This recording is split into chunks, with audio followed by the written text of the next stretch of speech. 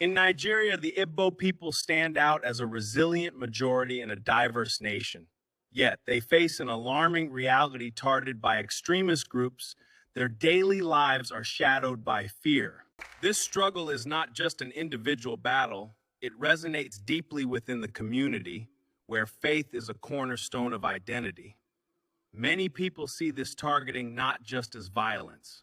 Together, we will conquer our fears and forge to a new beginning and a new country. We need Biafra. Now we move to our land peacefully with Hevnig.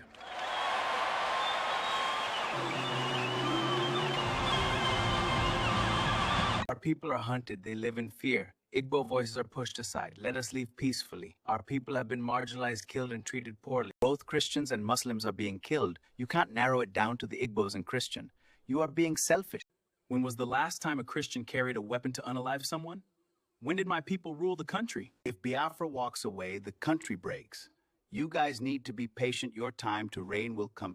We have been hearing these promises for a long time. We can't endure any longer.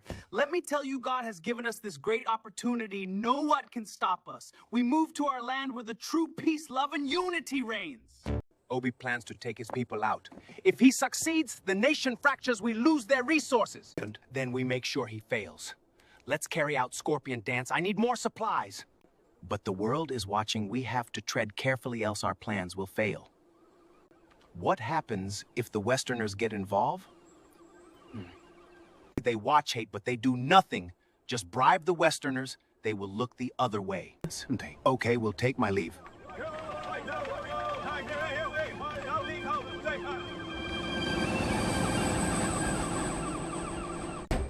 Kill them all! They can't leave this land alive!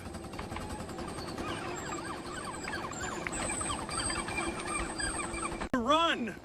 The Westerners are here!